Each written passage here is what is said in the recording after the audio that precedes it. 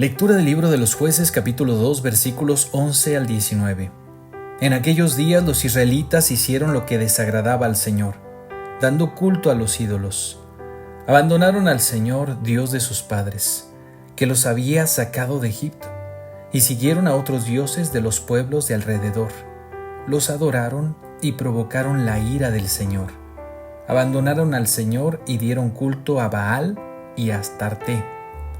Entonces el Señor se encolerizó contra Israel, los puso en manos de sus salteadores, que los despojaron y los entregó a unos enemigos, que los rodeaban y a quienes no pudieron ya hacerles frente. En todas sus campañas, la mano del Señor intervenía contra ellos para castigarlos, como el Señor se los había dicho y jurado, y los puso en una situación desesperada. Entonces el Señor instituyó jueces que salvaron a los israelitas de quienes los saqueaban, pero ellos tampoco escucharon a los jueces. Se prostituyeron, dando culto y adorando a otros dioses. Se desviaron muy pronto de la conducta de sus padres, que habían cumplido los mandamientos del Señor y no los imitaron. Cuando el Señor les instituyó jueces, Él estaba con el juez y los salvaba de sus enemigos, pues se conmovía ante los gemidos que proferían bajo el yugo de sus opresores. Pero cuando moría el juez, volvían a caer y se portaban todavía peor que sus padres. Seguían a otros dioses, les daban culto, los adoraban y volvían a sus prácticas y a su conducta obstinada. Palabra de Dios. Te alabamos, Señor. Del Salmo 105, perdona, Señor, las culpas de tu pueblo. No exterminaron nuestros padres a los pueblos que el Señor les había mandado. Se unieron con paganos y aprendieron sus prácticas. Perdona, Señor, las culpas de tu pueblo. Dieron culto a los ídolos y estos fueron para ellos como una trampa. Entonces entregaron a sus hijos e hijas en sacrificio a los demonios. Perdona, Señor, las culpas de tu pueblo. Se contaminaron con sus obras y se prostituyeron con sus acciones.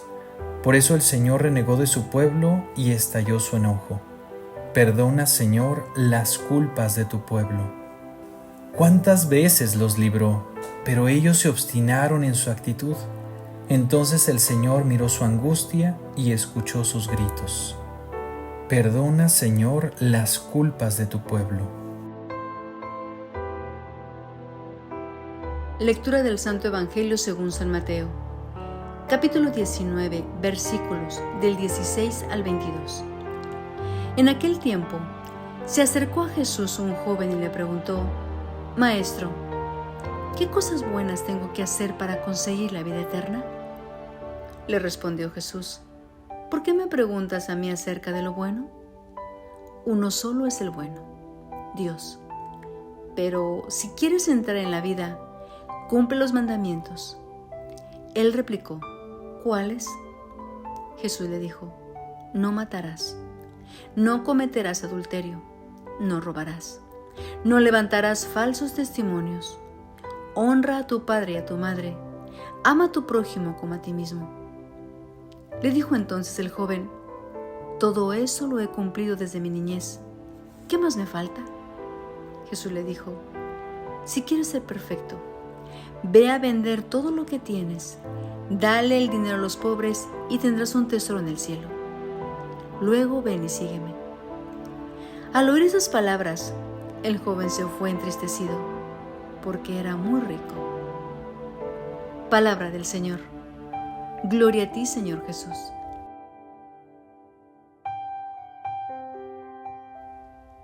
¿Qué debo hacer con mi vida? ¿Huir de ella o aprovecharla? El joven del Evangelio sentía una inquietud en el fondo de su alma. Había decidido romper con el pecado. Seguramente tendría amigos refugiados en el egoísmo, los placeres, la violencia, la indiferencia ante el sufrimiento de los demás. Pero él no era así. Quería llegar a la vida eterna y por eso se acercó a Jesús para preguntarle qué debía hacer. ¿Alguna vez te has hecho esa pregunta? ¿Y cuál ha sido la respuesta? Ha sido una respuesta de amor, porque este joven, aunque estaba bien dispuesto, no supo estar a la altura y se fue triste. ¡Qué contradicción! Poseía muchos bienes y en lugar de estar alegre, se marchó con un rostro marcado por la tristeza y el desengaño. En el fondo, no estaba dispuesto a decirle sí a Jesús y optó por seguirse a sí mismo. Seguir a Jesús exige esfuerzo, desprenderse de lo que uno más ama. Significa sacrificio, pero también alegría y realización humana. No hay que tener miedo a lo que nos exige la vivencia auténtica de nuestro cristianismo, porque no estamos solos. ¿Acaso Cristo nos va a abandonar? ¿No nos acompaña con sus sacramentos?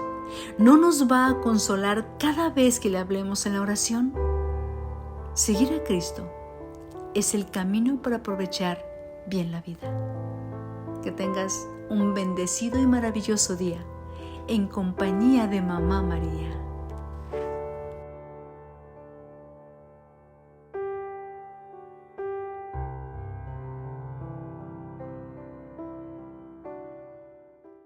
Regálanos un like, suscríbete, comparte y comenta.